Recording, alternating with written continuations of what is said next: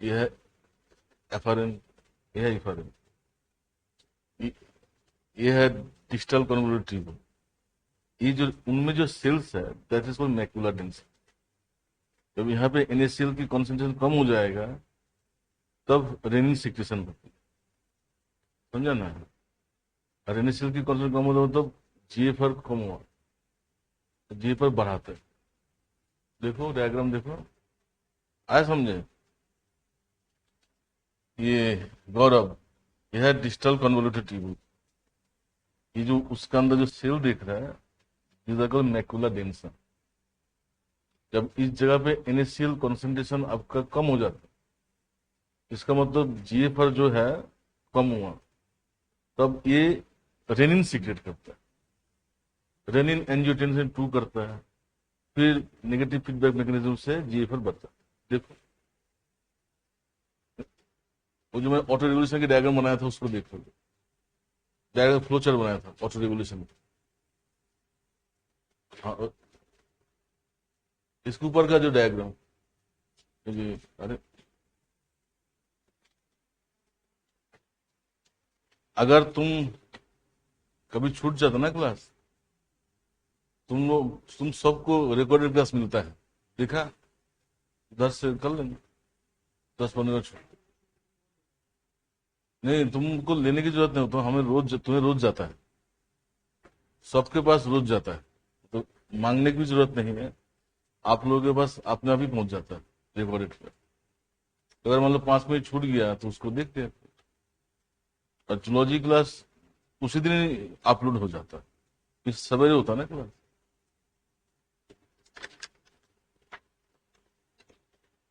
जो एंथ्रो का जो शाम का क्लास वो नेक्स्ट दिन होता है, ये शाम का क्लास खत्म नहीं होता 8 बजे। ठीक है, ये तो this diagram is related to auto regulation. अब दूसरा है,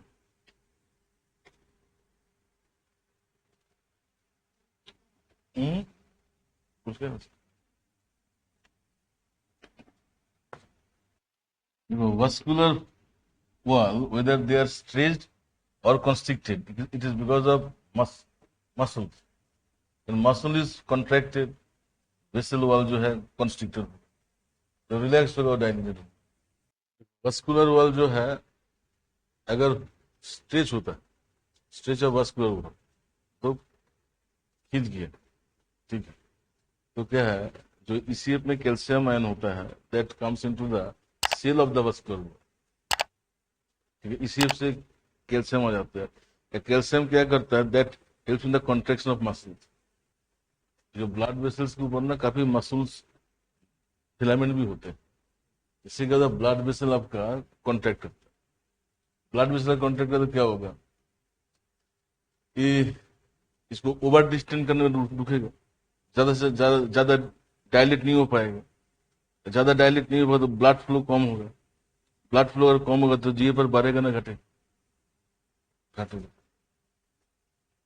तो जितने ब्लड ज्यादा फ्लो होगा आपका GFR बढ़ेगा, जितने ब्लड कम फ्लो होगा GFR बढ़ेगा। बहुत सिंपल सा लॉजिक है, समझे ना। ग्लोमेरुलस में जितने ज्यादा चीजें आएगा उतना ही प्रेशर बढ़ेगा कि नहीं, और जितना कम आएगा तो प्रेशर घटेगा।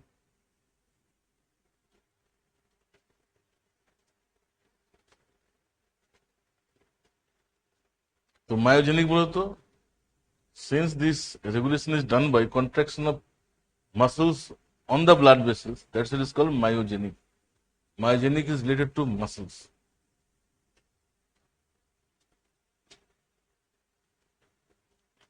अगर कोई ज्यादा से ज्यादा मीट खाता है ना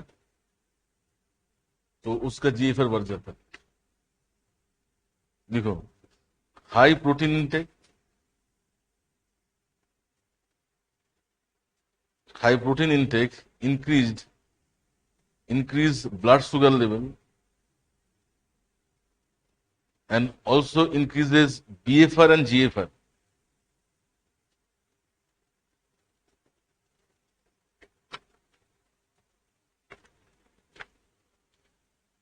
ये हेडिंग है, कैसे करते हो बताता हूँ।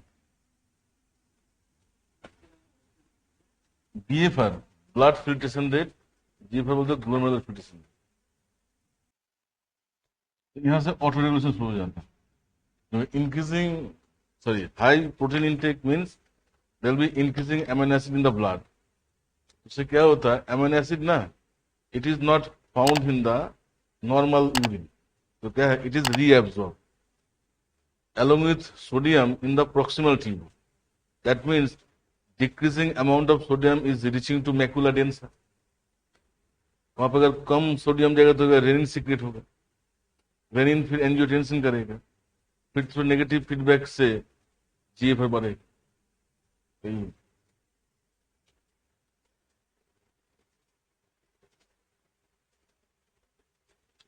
तो बीएफआर बोलते हैं ब्लड फ्लो रेट, जीएफआर बोलते हैं ग्लोमेरुलर फिल्ट्रेशन रेट। तो मैं एक चीज बोल रहा हूं, थोड़ा सा कंसिडर करें। आप लोग सब देखो मैच्योर आदमी है, समझदार आदमी है। देखो हमारे पास फिक्स टाइम है एंथ्रो का, जूलॉजी का। हम खुद भी नहीं चाहते हैं टाइम चेंज करें, लेकिन कभी कभी देखो हम भी ह्यूमन है, कुछ प्रॉब्लम्स हो सकता है। तो प्रॉब्लम हो गया इसका मतलब ऐसा नहीं है जो क्लास कैंसिल कर। एडजस्ट करने का अगर मौका है तो एडजस्ट करने का हम लोग पहले कोशिश करते हैं, क्योंकि 7 महीने में खत्म करना है। अगर कभी एडजस्ट करने के लिए तो कभी रेगुलर होगा भी नहीं, क्योंकि अभी तो एंथ्रो का ना क्लास उतना हो नहीं रहा है।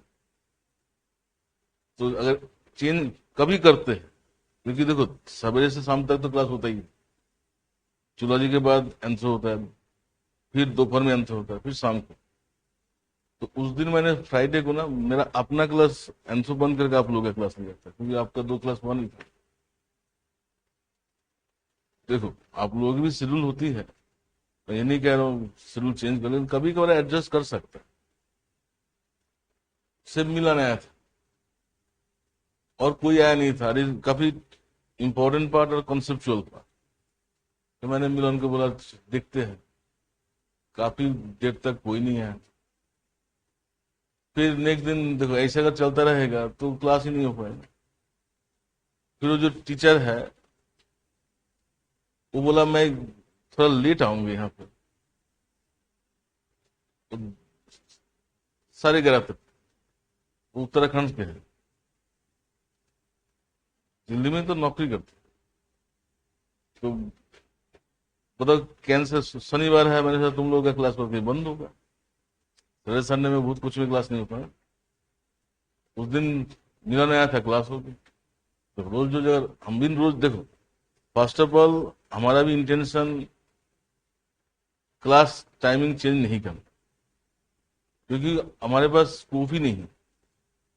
अगर कभी करता है ये सोचना जो शौक से नहीं किया, हम किसी क्लास से एडजस्ट कर, हम यहाँ पे भी एडजस्ट कर। तो अगर आप लोग कोऑपरेट करोगे तो देखो कभी कभार ही होगा, रोज नहीं होगा। और एंथ्रो क्लास शुरू हो जाएगा तो हमारे पास चांस नहीं है।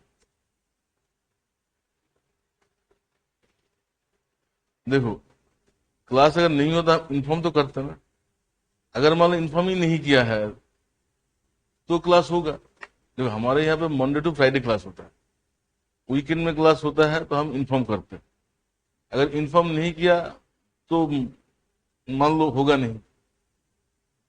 वर्किंग डे में इन्फॉर्म करने की कोई जरूरत थोड़ी ना है, तो आज क्लास है कि नहीं, वो तो अंडरस्टूड है। मुझे अभी अभी मैं व्हाट्सएप में देखा, बहुत लोग ने लिखा आज क्लास होगा कि नहीं। भाई आज तो वर्किंग डे है,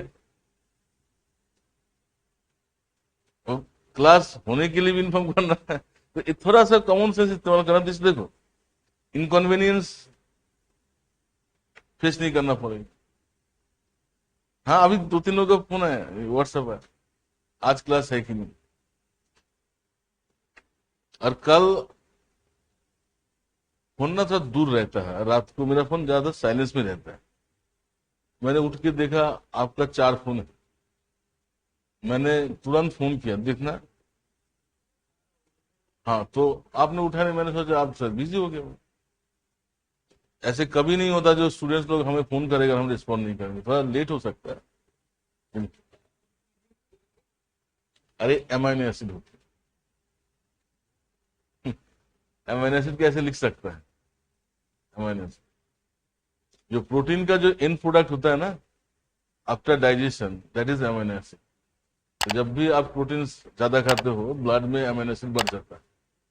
जब अमीनो एसिड बढ़ जाएगा वो तो फिल्टर होगा। फिल्टर होने के बाद क्या होता है, that cannot be passed through urine. Amino acid glucose they are completely reabsorb होगा। नॉर्मल केस में, बीमारी में तो हो जाता है। तो कहाँ पे reabsorb, mainly most of the amino acid is reabsorbed in the proximal tubule along with sodium, secondary active transport के थ्रू। तो क्या होगा, मैक्यूला डेंसा में कम NaCl आएगा, सोडियम तो बाहर चला जा रहा है ना। तो मैक्यूला डेंस में अगर कम आता है तो ऑटो रेगुलेशन क्या बोलता है, ये भर बढ़ेगा through renin, renin to angiotensin 2। फिर अब आ जाओ secretion and reabsorption. Filtration complete हो गई, ठीक है। अच्छा व्हाट इज, पानी दे दो, पानी। अच्छा, रीअब्जॉर्प्शन क्या होता है, means when molecules and ions go from tubules to interstitial fluid, ठीक है।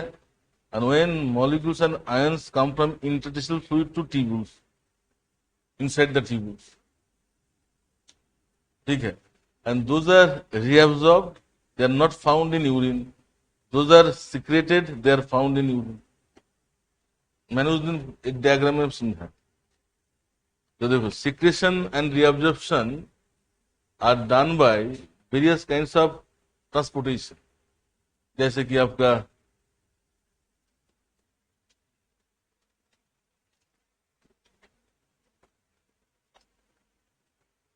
गर्मी काफी है,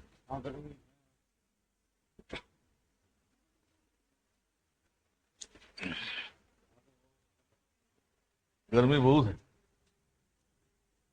पहली बार है दिल्ली में तुम्हारा, इतना गर्मी हमारे उधर नहीं होता ना।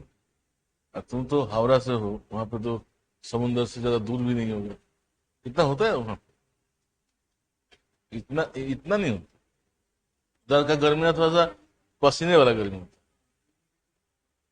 क्योंकि कलकत्ता हावड़ा जो है ना, कलकत्ता समुन्द्र से बहुत ज्यादा दूर नहीं होता है, लेकिन यहाँ जैसे जलता है ना, उधर पसीने पसीने वाला होता है, हीट ज्यादा है ना, नदी है, समुन्द्र है, नदी। अच्छा, these reabsorptions and secretion of molecules and ions are done by various transport mechanisms. These are simple transportation through lipid by means of diffusion, then facilitated diffusion, active transport, secondary active transport, including ये क्या बोलता है, ये symport and antiport. सुना है symport, antiport? ये सारी चीज को कैसे लिखेगा, इसके ऊपर लिख के दिखाना ना। एक थोड़ा सा heading the secretion and reabsorption,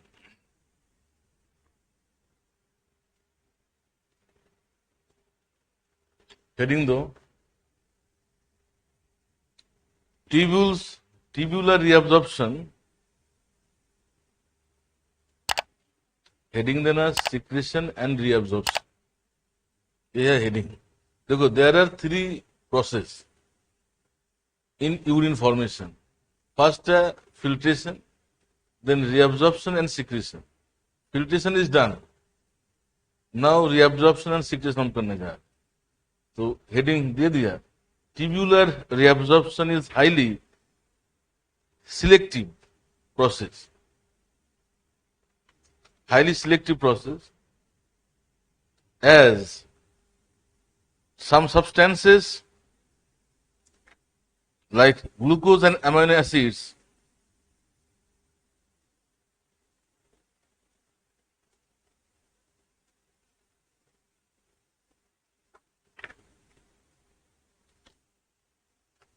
are completely reabsorbed,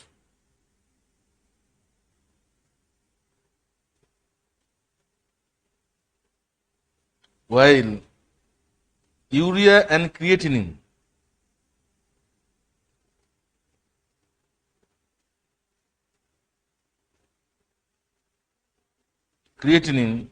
are completely creatinine are excreted, not completely, are excreted in large amount.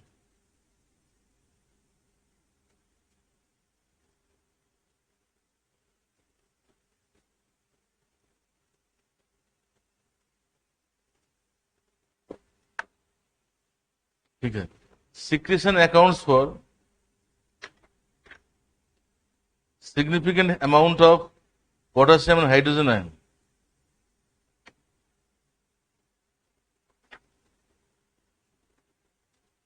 Significant amount of potassium and hydrogen ion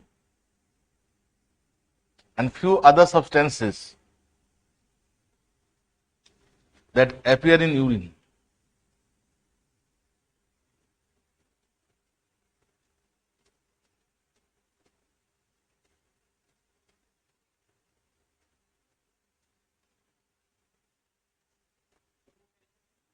Hmm?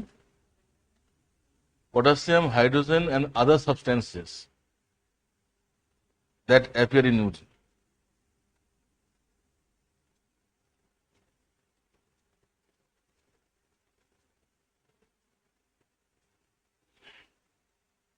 So, I'm hearing the basic mechanism for transport. Basic mechanism for transport through tubular membrane.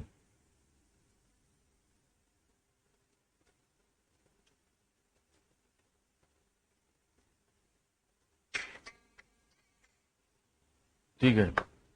तो कौन कौन सा mechanism है? एक तो देखो simple diffusion है, movement of water through porin channel, facilitated diffusion, फिर आपका active transport, secondary active transport including antiport and symport. इसको कैसे, how to present all this things, so how to present all this things in 25 to 30 words. लिख के दिखा, देखता हूं कैसे करते इतने सारी चीजें. जो मैकेनिज्म है, क्या क्या मैकेनिज्म है? एक तो through simple diffusion, through porin channel, water always transported through porin channel. फिर आपका फैसिलिटेटेड डिफ्यूजन, फिर active transport, secondary active transport. उनका दो टाइप है, एक एंटीपोड, सिम्पोड. इन सारे मैकेनिज्म को present all this mechanisms in 25 to 30 words. करो, करके दिखाओ, देखता हूं कैसे मैनेज करे चीजें. जानता तो सब कुछ. व्हाट काइंड ऑफ, कुछ भी हो सकता है. मॉलिक्यूल एक्स दे दो, मॉलिक्यूल वाई दे दो. अगर एग्जैक्ट मॉलिक्यूल नहीं बोल पा रहा तो कोई बात नहीं, आप प्रोसेस दिखाओ, एक्स वाई करके भी दिखा सकते हो.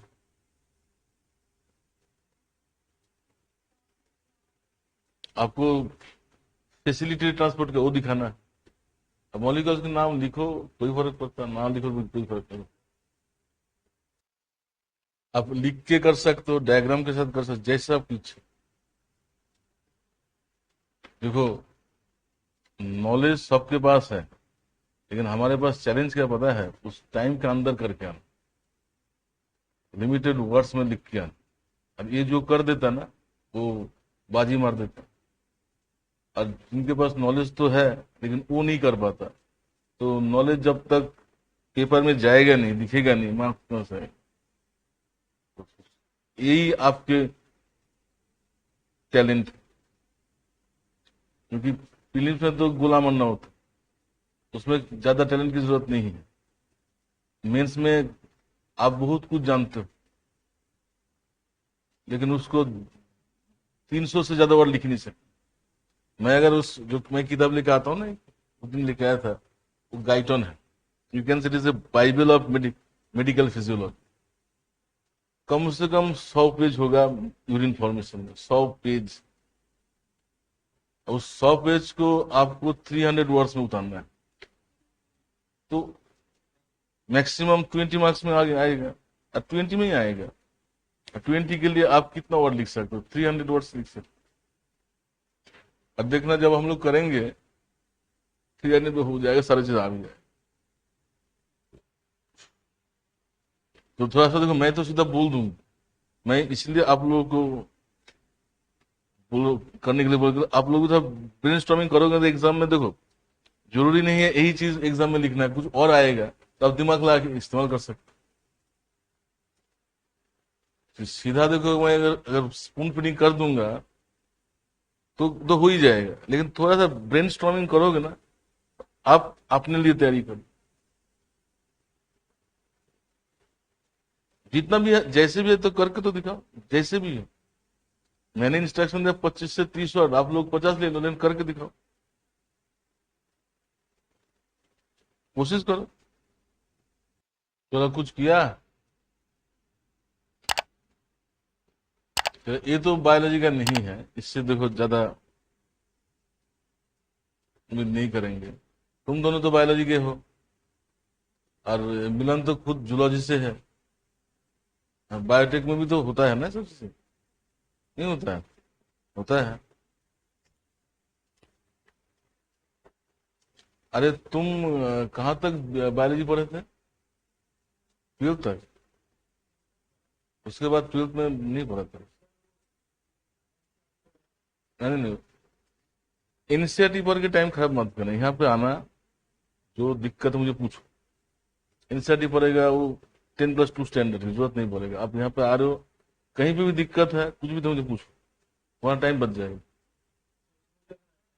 लगेगा ना, तो वो टाइम छोड़ देना। यहाँ पे जब आ ही रहा है, कोचिंग ही जब ले रहा है, तो कोई छोटे बच्चों की क्लास क्यों पढ़ेगा? एनसीईआरटी आपका 10+2 स्टैंडर्ड होता है, और आपका जो ऑप्शनल ऑनर स्टैंडर्ड होता है। तो जरूरत नहीं।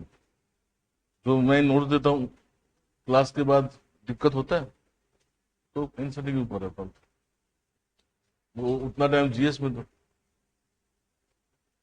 चलो मैं बनाता हूँ, तुम लोग देखो, 25 से 30 वर्ड इस्तेमाल करेंगे, देखना। नहीं देखो मतलब बनाना।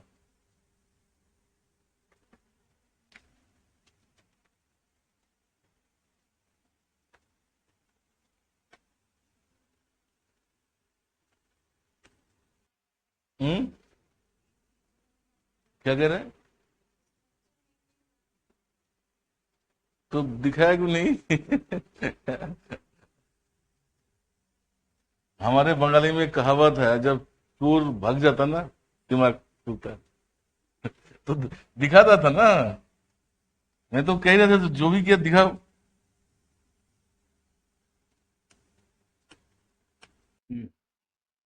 देखो वर्ड्स कितना हुआ, 25 30 होगा।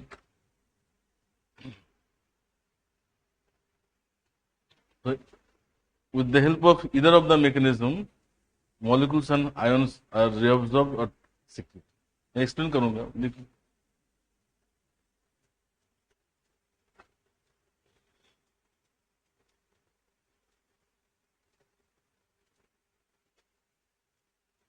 ये डायग्राम काफी जगह पे काम आएगा, प्लासेंटा में काम आएगा, यहाँ पे काम आ रहा है, प्लाज्मा मेम्ब्रेन में काम है। बना लिया? बना लिया? ये है मेम्ब्रेन। जो हमारा जो ट्यूब्यूल्स है, ट्यूब्यूल्स तो ऐसे बना हुआ है ना,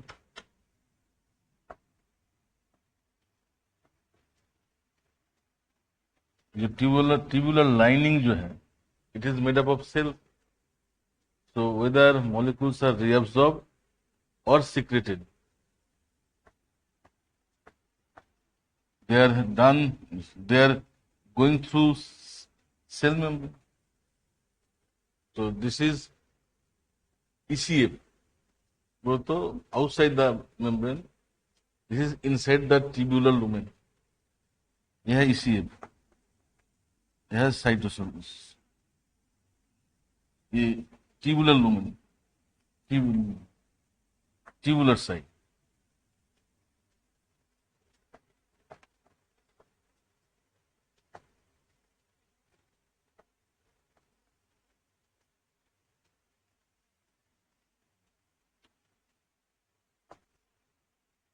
लुमेन कर देना,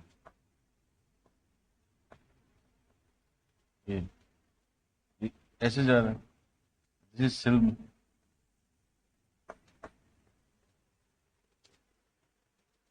जो लाइनिंग जो है, it is made up of what? Cells. तो molecules and ions, whether they are reabsorbed or secreted, going through cell. So ये है ECF साइड, ये है इनसाइड द साइटोप्लाज्म, नहीं, ये ट्यूबुलर लुमेन, इस साइटोप्लाज्म सेल का अंदर होता है. तो this side is higher concentration gradient of everything, this side is lower concentration gradient. ठीक है, इनसाइड. तो गैसेस क्या होता है? They can be dissolve through lipid bilayer. ठीक है. So they can cross the cell membrane through simple diffusion.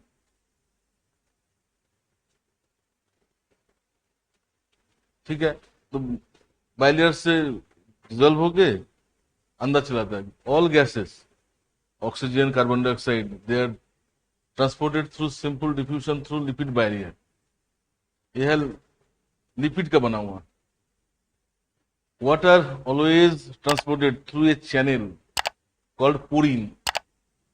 इस channel को porin, and this is nothing, it is simply integrative proteins. In cell membrane there are two types of proteins, एक peripheral protein, एक integrative proteins. ये है integrative protein. ठीक है.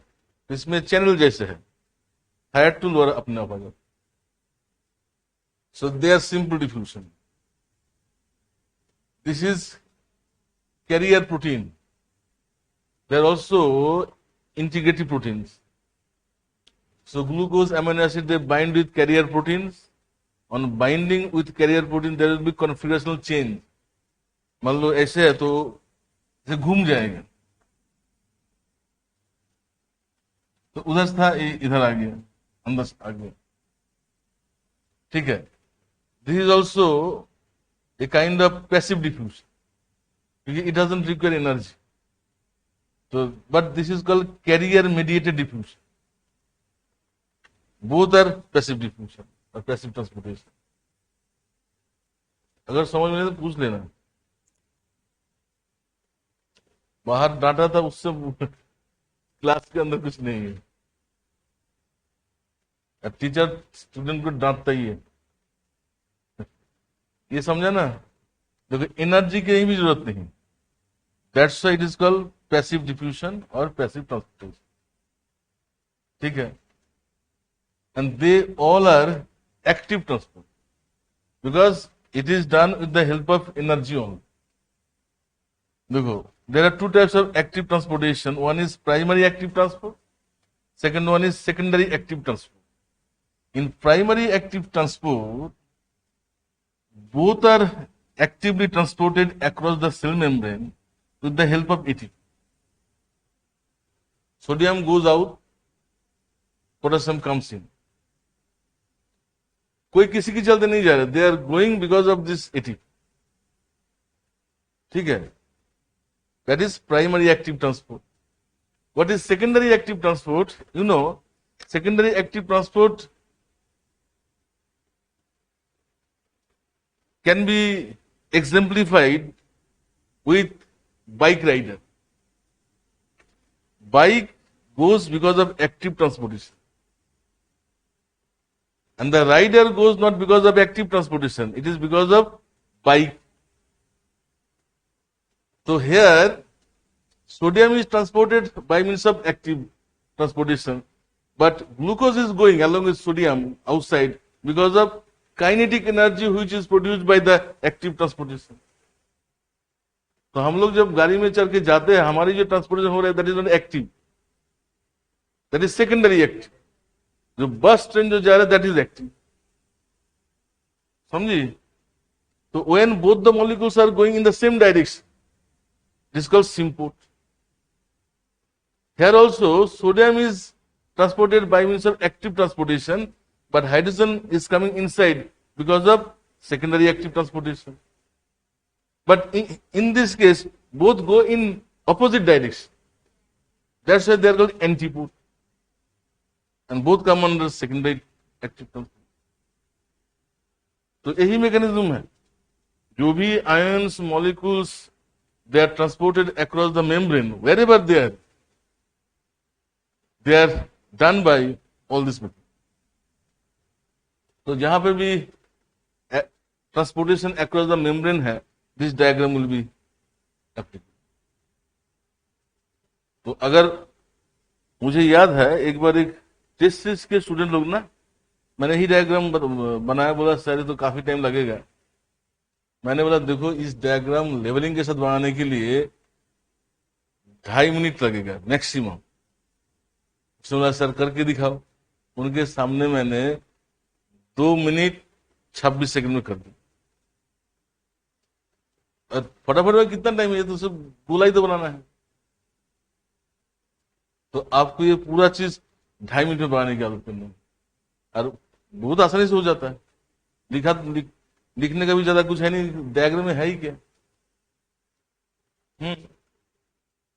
और ये जो सेल मेम्ब्रेन की जो डायग्राम ना, 1 मिनट भी नहीं लगता बनाने में। तो डायग्राम जब प्रैक्टिस करना, टाइम बाउंड प्रैक्टिस करना। जूलॉजी में डायग्राम जिसका आ गया, जूलॉजी उसका आ गया। तो जैसे हम लोग क्वेश्चन लिखते हैं ना पूरे टाइम पे, जूलॉजी में डायग्राम घड़ी देख के इस डायग्राम में इतने मिनट में बनाना है, जब तक नहीं आ रहा है उतने मिनट में तब तक करते जाओ। तो प्रैक्टिस हो जाएगा, एग्जाम में आराम से कर दे। जूलॉजी विदाउट डायग्राम्स मार्क्स नहीं है। डायग्राम्स जूलॉजी में रिवीजन डायग्राम्स का ही होती है। मेरे पास एक ना ये था, छोटा छोटा स्पाइरल पैड होता है, टॉपिक वाइज, सिलेबस के टॉपिक वाइज में डायग्राम बना के रखा। पता है इन्वर्टिब्रेट्स मुझे 2 घंटे में रिवीजन हो जाता है, डायग्राम तो देखना होता। मतलब वर्टिब्रेट इन्वर्टिब्रेट्स मिला के मुझे मैक्सिमम 5 घंटा लगता था। सबसे बड़ा पार्ट ऑफ द सिलेबस, लोग उसी को 2 दिन लगा देते थे, क्योंकि डायग्राम देखो तो हो गया। इन्वर्टिब्रेट्स वर्टिब्रेट्स है ही क्या, डायग्राम ही तो होता है। तो अगर तुम लोग भी करके रखोगे ना तो काफी हेल्प करता है। जैसे आप ट्रेवल करो, घर जा रहे हो, जेब में 2-3 स्पाइरल डाल दो, बस में चलते रहते, इन्वर्टिब्रेट्स कंप्लीट। क्या कह रहे हैं? बना के स्पाइरल में बना, उसको ना कैरी कर सकते। अगर बड़ा कॉपी होगा उसको कैरी करने में दिक्कत होती है। टॉपिक वाइज बनाना, टॉपिक में जैसे फ्रेम देता हूं ना, फ्रेम वाइज बना लेना, इसके बाद जो आता है बहुत फायदा होता है। अदरवाइज पता है जूलॉजी लोग बिना रिवीजन की चला जाता है। यही सब चीज अगर ठीक से करके रखेगा एग्जाम से पहले, एग्जाम बहुत तो जॉयफुल हो सकता है, टेंशन नहीं होता। तो पहले से करके रखना। अरे मैंने एक स्टूडेंट को दिया था मैं जूते के बक्से में रखता था, हो दिया। Appearing reabsorption and secretion along different parts of tube.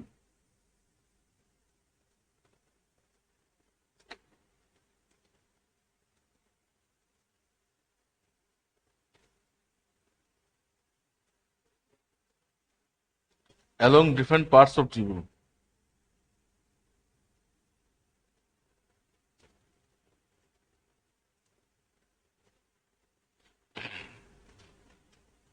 पहले लिखो proximal tube.